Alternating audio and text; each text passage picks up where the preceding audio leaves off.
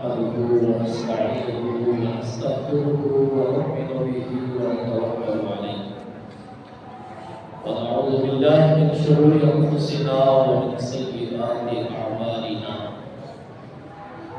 من يهده الله فلا مضل له ومن يضلله فلا هادي له ونشهد أن لا إله إلا الله وحده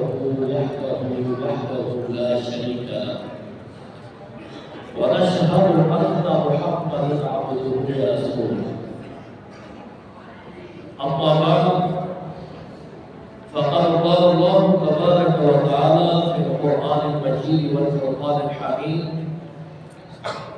أعوذ بالله من الشيطان الرجيم بسم الله الرحمن الرحيم فيها يفرق كل أمر حكيم صدق الله مولانا العظيم إن الله وملائكته يصلون على النبي يا أيها الذين آمنوا صلوا عليه وسلموا تسليما اللهم صل على سيدنا ومولانا محمد وبارك وسلم وصل عليه سب مل کر بہت بلند پڑھیں الصلاۃ والسلام. ہم کو صلاۃ کے بعد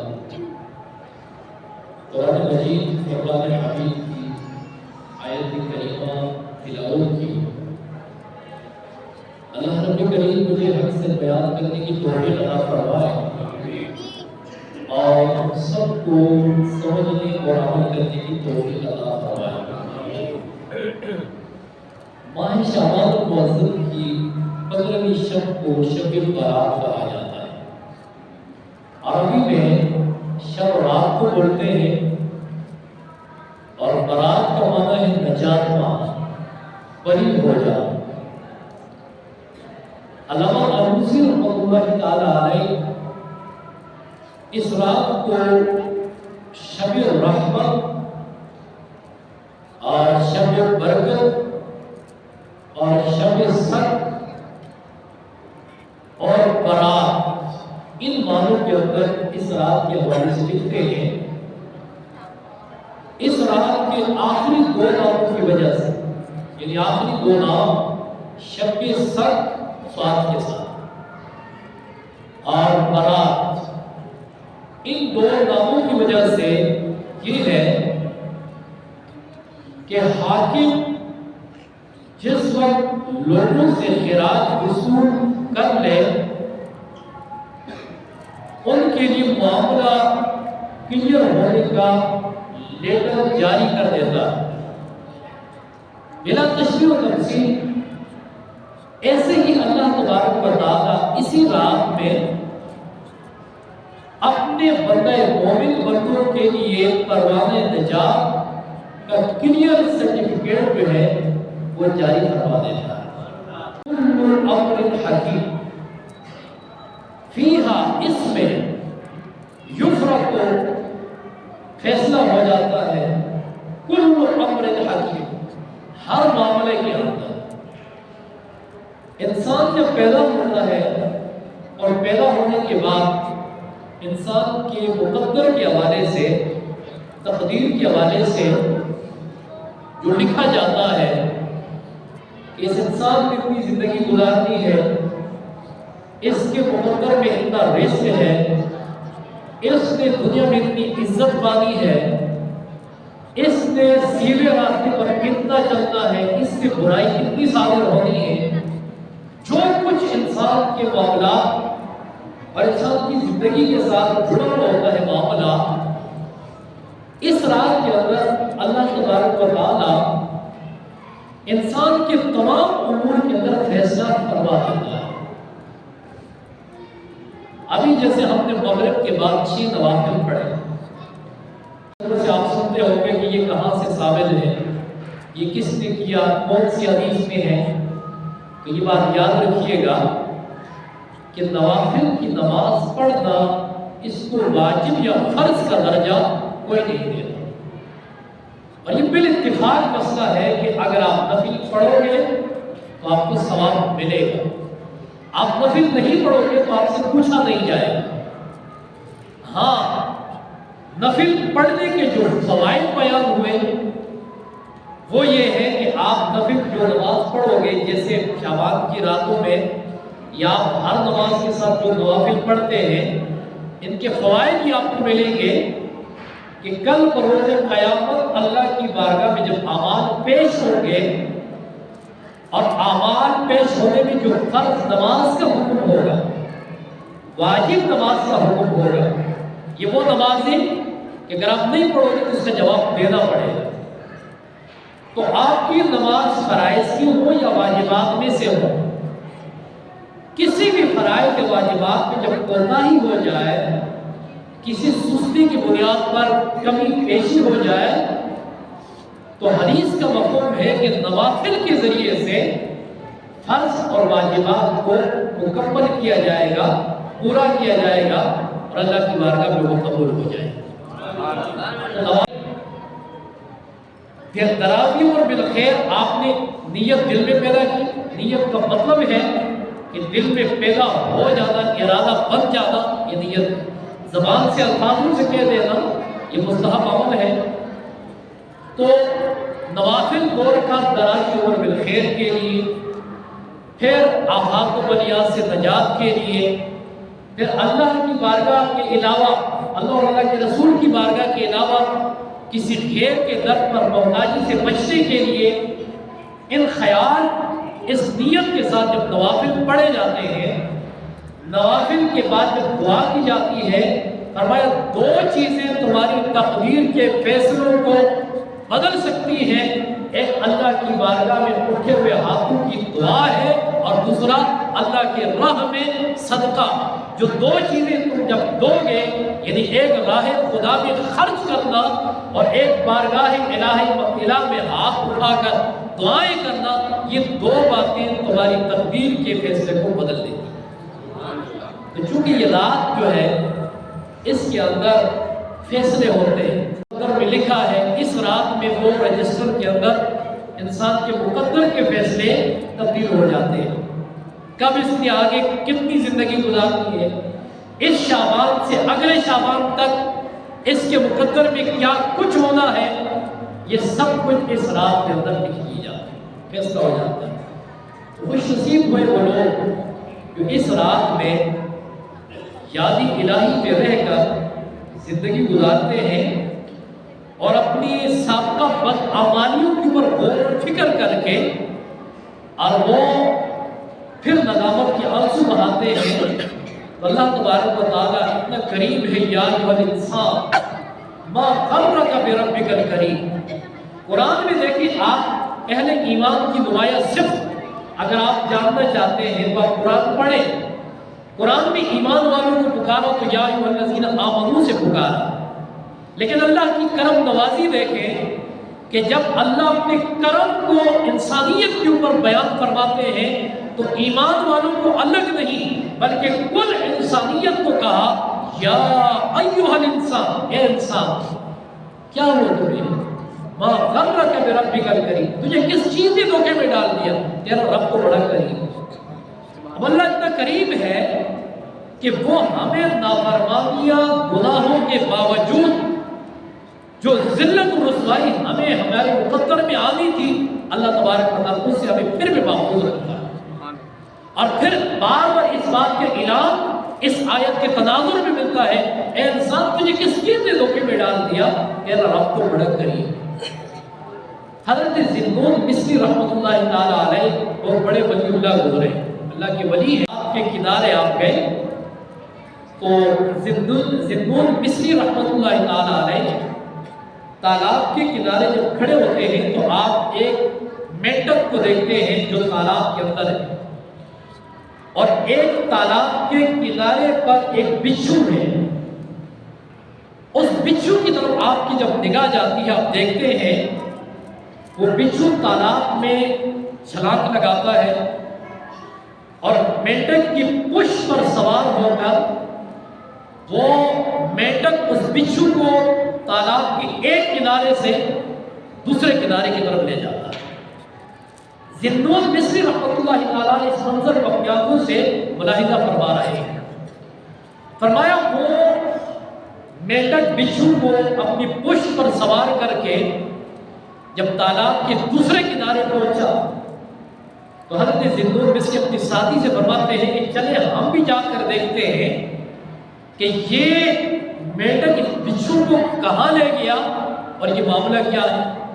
کیونکہ اللہ کے ولی جو ہوتے ہیں ان کو اللہ تعالیٰ نے یہ طاقت اور یہ استطاعت بھی ہوتی ہے کہ وہ جو بات ہوتی ہے اس کو سمجھ جاتے ہیں الہامی طور پر. ولیوں کی طرف جو اللہ کا پیغام آتا ہے اس کو الہام کہا جاتا ہے. نبیوں کی طرف جو پیغام آتا ہے اس کو وحی کہا جاتا ہے. وحی جو ہوتے ہیں وہ شریعت کا قانون بن جاتا ہے، الہام مومن کے لیے بشارت بن جاتی ہے.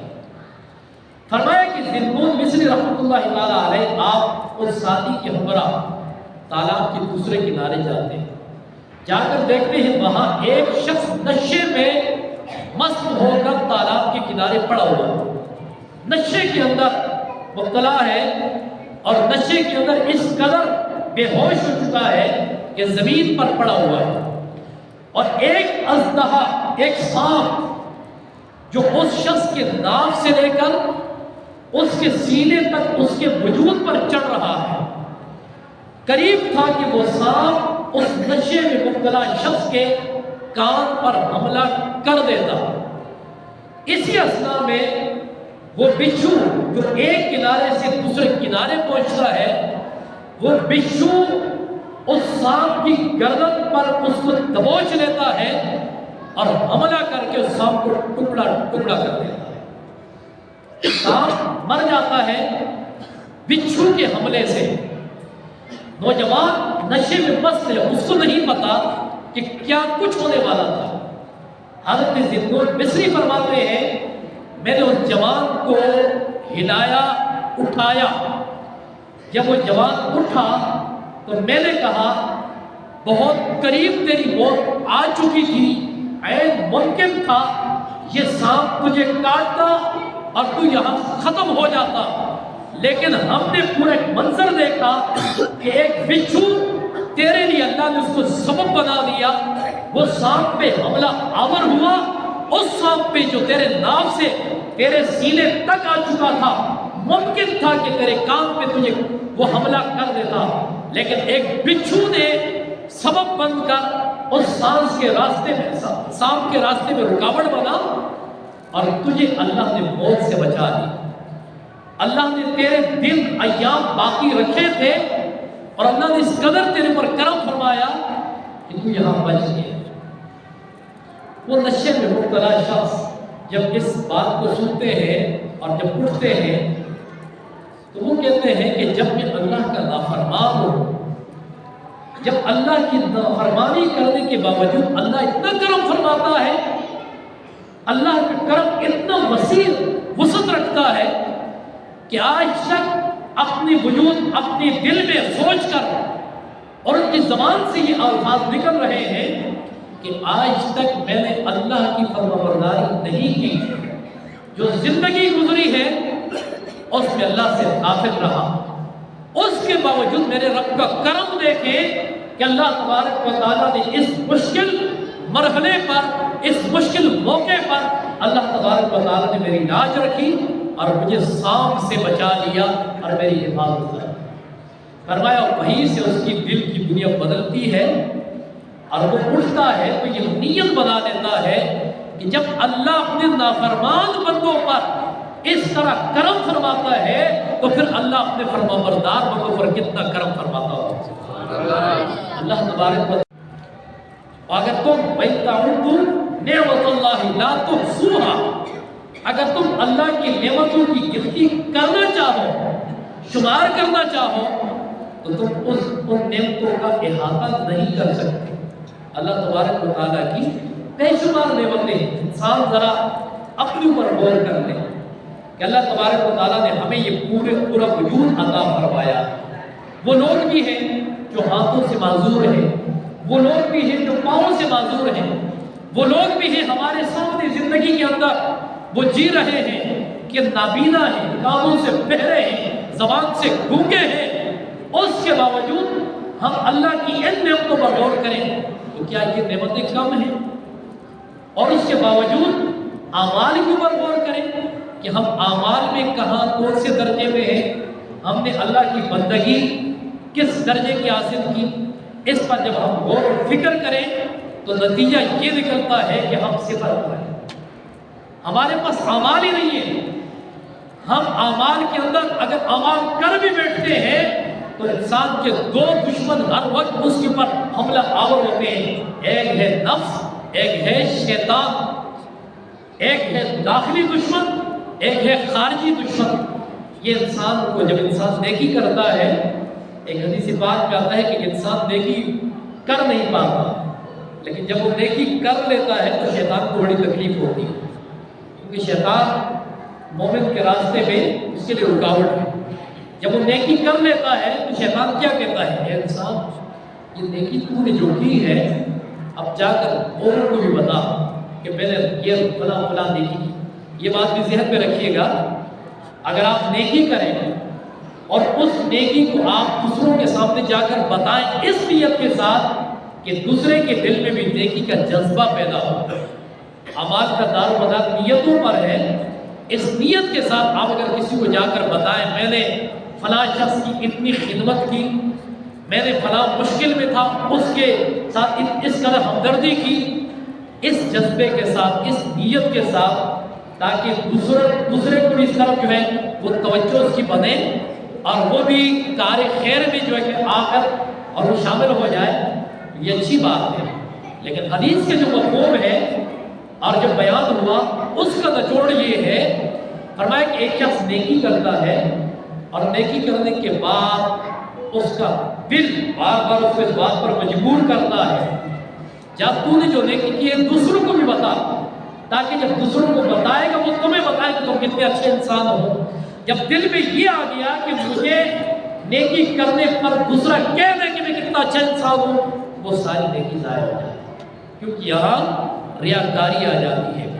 اور آج معاشرہ اس ریاکاری کے وبال کے اندر بھی بہت کثرت کے ساتھ مبتلا ہے۔ اس لیے اگر ہمارے اعمال اخلاص کے ساتھ ہو جائے، ہمارے اعمال خلوصی نیت کے ساتھ ہو جائے، چاہے وہ عبادت ہو بدنی اعتبار سے، چاہے وہ عبادت ہو مالی اعتبار سے، چاہے وہ کوئی بھی کام ہو نیکی کا، آپ کو اخلاص کے ساتھ جو کیا ہوگا اس کا بدلہ اللہ تبارک و تعالیٰ ضرور عطا فرمائے گا۔ لیکن کہیں ایسا نہ ہو کہ اعمال کرنے کے بعد وہ اعمال جو ہے وہ ضائع ہو جائے۔ تو اس ضائع ہونے سے بچانے کا ایک راستہ ریاکاری سے بچنا ہے۔ پھر اللہ تبارک و تعالیٰ کے فرمایا کہ میں نے ایک رات رسول کریم صلی اللہ علیہ وسلم کو اپنے گھر میں غیر موجود پایا۔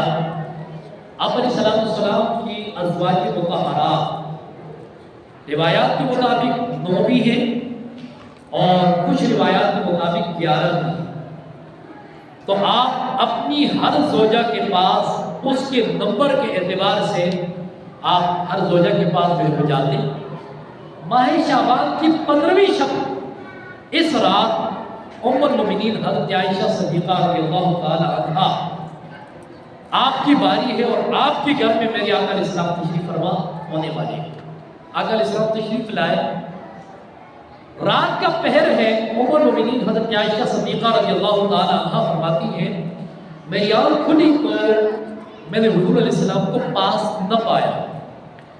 اب جنت البقیع قریب ہے اور جنت البقیع میں آپ داخل ہوں تو وہاں سے گنبد خضرا براہ راست نظر آتا ہے، لیکن یہ بھی آپ ذہن میں رکھیں کہ جب آپ کا جانا ہو تو جنت البقیع میں اندر داخل نہیں ہو۔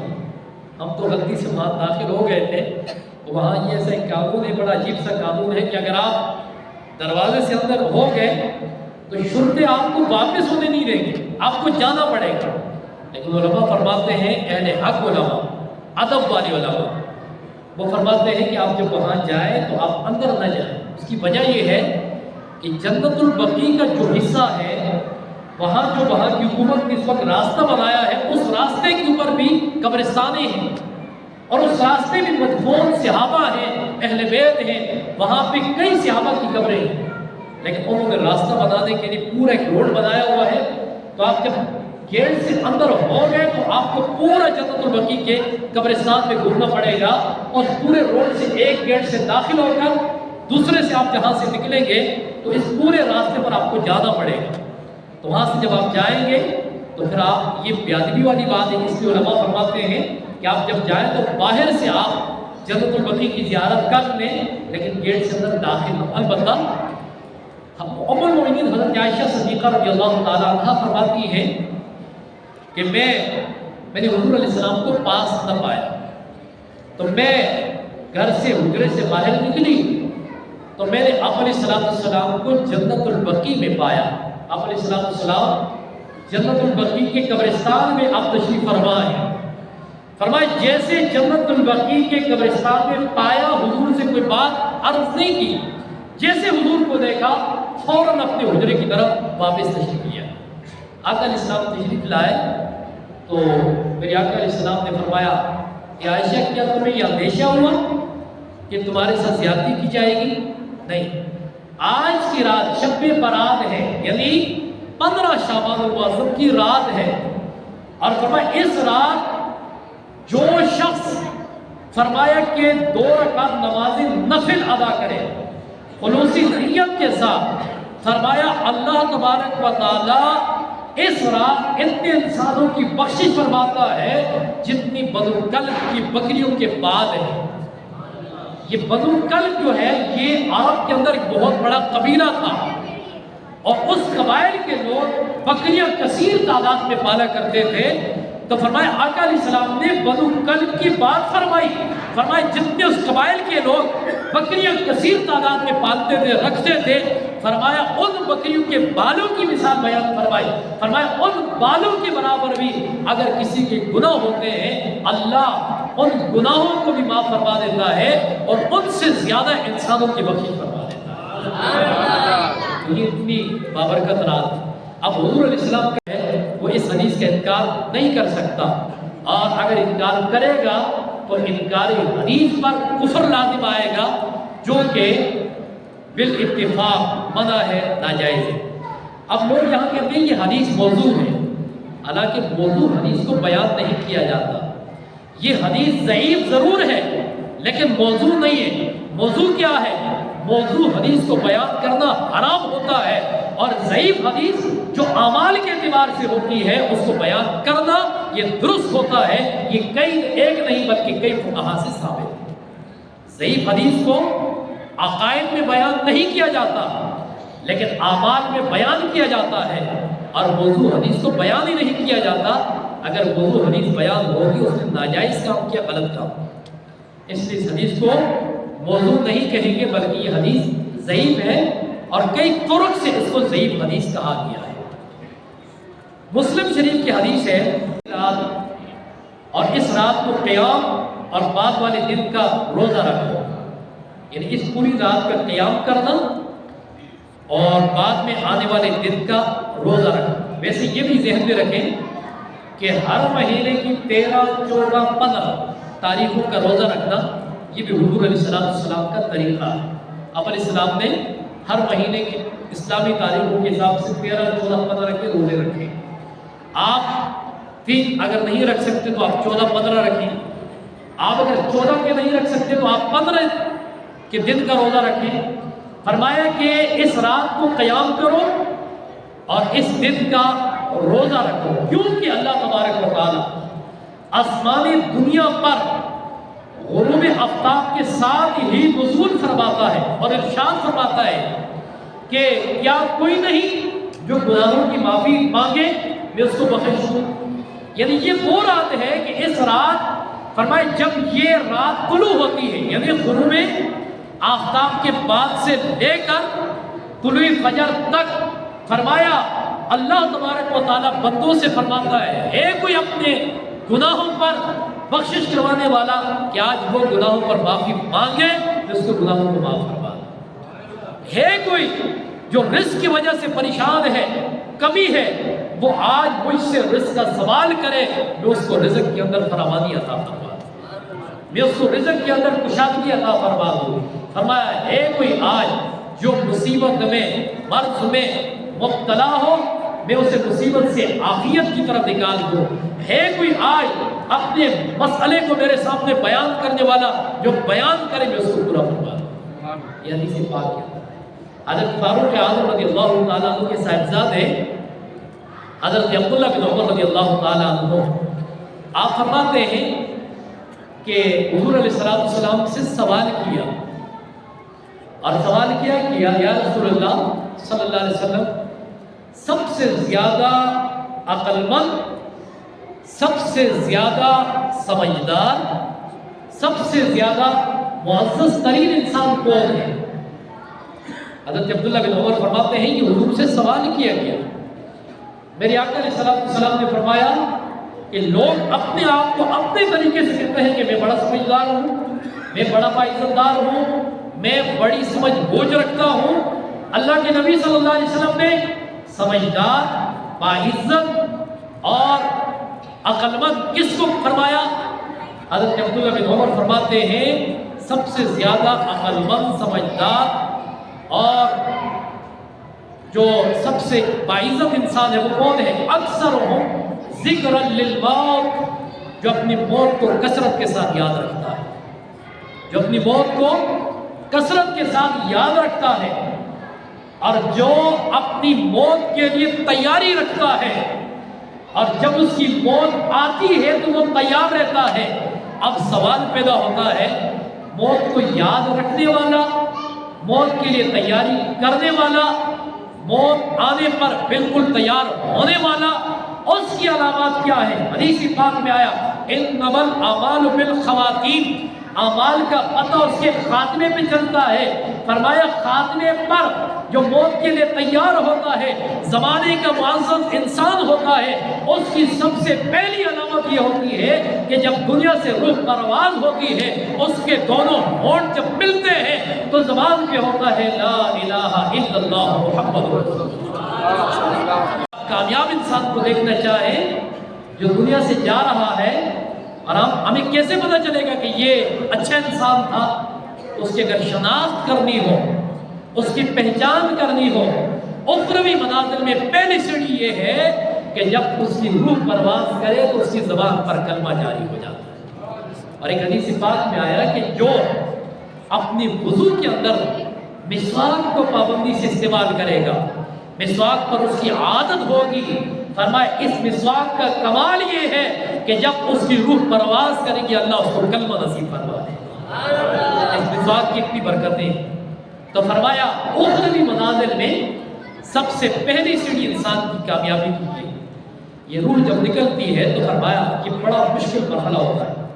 نزا کے وقت انسان کی جب روح پرواز کرتی ہے اس وقت انسان کو پیاس اس قدر لگ جاتی ہے کہ کہتے ہیں کہ اگر انسان کے سامنے ساری دنیا کے سمندر جمع کر دیے جائے پانی سے تو اس وقت انسان اس بات کو یوں محسوس کرتا ہے کہ اس پانی سے بھی اس کی پیاس نہیں بجھ سکتی.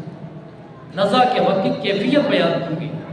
فرمایا اس وقت یہ نزا کی جو حالت بنتی ہے اس وقت انسان کی بدن سے جب روح نکلتی ہے تو ایک کانٹے دار شاخ کو بدن سے کھینچ کر جب نکالا جائے تو آپ اندازہ لگائیں اس وقت انسان کی کیا کیفیت ہو.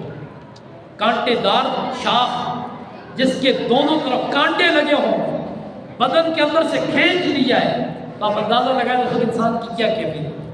لیکن اس وقت جو انسان جس نے اپنی زندگی یاد الہی میں گزاری ہوگی، جس نے اللہ کو راضی کیا ہوگا، جس نے اللہ کے حبیب صلی اللہ علیہ وسلم کے طریقے کو اپنایا ہوگا، فرمایا اس کو یہ نزا کے وقت کی کیفیت یوں محسوس ہوتی ہے جیسے اس نے پلک جھپکا ابھی بند کیا ابھی کھولا، اس کو یوں محسوس ہوتا ہے. یعنی جس نے اپنی زندگی کو اللہ کی یاد میں گزارا ہوگا اس کو اتنے یعنی مختصر وقت میں اس کی روح پرواز ہونے کی کیفیت محسوس کرتا ہے. تو پھر جو اللہ والے بندے ہوتے ہیں ان کی فکر کیا ہوتی ہے؟ جو نیک لوگ ہوتے ہیں ان کی توجہ، ان کی فکر اور ان کا مرکز ایک ہی بات ہوتی ہے. کیا؟ کہ جب دنیا سے ہم جائیں گے قبر میں آقا تشریف لائیں گے، قبر میں حضور آئیں گے تو حضور کے چہرے مبارک کی زیارت ہو۔ عاشقوں کا انداز یہ ہوتا ہے کہ وہ جب دنیا سے جاتے ہیں تو ان کو اس بات کی کوئی پرواہ نہیں ہوتی کہ ہم دنیا سے جا رہے ہیں، ہم دارالفنا کو جو ہے وہ دارالبقاء کی طرف سفر کر رہے ہیں اور غم کی کیفیت نہیں، بلکہ جو اللہ کا محبوب بندہ ہوگا، جو اللہ کا سچا بندہ ہوگا، پیارے آقا علیہ السلام کا سچا عاشق ہوگا، اس میں اس بات کی خوشی ہوگی کہ کب میں قبر میں جاؤں، قبر میں آقا تشریف لائیں اور میں آقا کی زیارت اپنی آنکھوں سے عاشقوں کے انداز ہو رہے۔ اسی لیے اعلیٰ حضرت امام اہل سنت کی وصال اور سورہ یاسین کی تلاوت شروع ہوئی۔ فرمایا تلاوت ہو رہی ہے اور موت کا انتظار ہو رہا ہے، کیوں؟ اللہ اپنے نیک لوگوں پر اس بات کو واضح فرما دیتا ہے۔ تو فرمایا کہ جب سورہ یاسین پڑھی جا رہی ہے، ادھر کلمے پڑھے جا رہے ہیں، ادھر زبان پہ بھی کلمہ جاری ہے، اور اپنے بیٹے سے وصیت بھی کر رہے ہیں، بیٹا قبر میرے لیے، قبر کی کھدائی اس قدر کرنا تاکہ میں قبر کے اندر کھڑے ہو سکوں۔ عرض کرتے ہیں ابا جی اس سے پہلے اس طرح قبریں تمہارے سامنے کسی نے تیار نہیں کی، اتنی بڑی قبر کہ جس کے اندر انسان کھڑا ہو سکے۔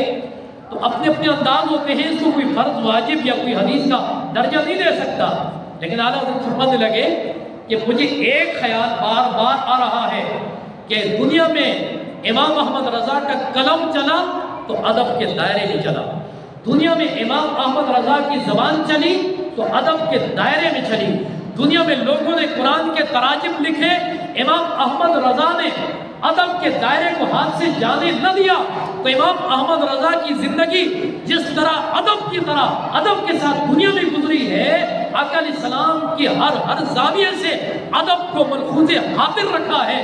اسی لیے احمد رضا چاہتا ہے کہ جب دنیا سے جائیں، قبر میں آقا تشریف لائیں تو احمد رضا بیٹھا نہ ہو بلکہ کھڑے ہو کے آقا علیہ السلام کی بارگاہ میں سلام۔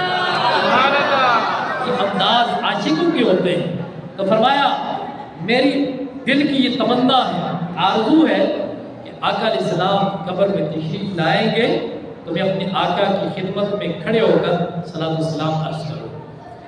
تو جو نیک لوگ ہوتے ہیں ان کو قبر کی، آخرت کی، ان کو اللہ تبارک و تعالیٰ کی یاد اور اللہ تبارک و تعالیٰ کا قرب اور آقا علیہ السلام کی زیارت، یہ سب سے زیادہ عظیم دوست ہے۔ اسی لیے دنیا میں آ کے چلے جانا یہ اٹل حقیقت ہے، اس سے کوئی پاگل، کوئی کافر، کوئی انگریز، کوئی عیسائی، یہودی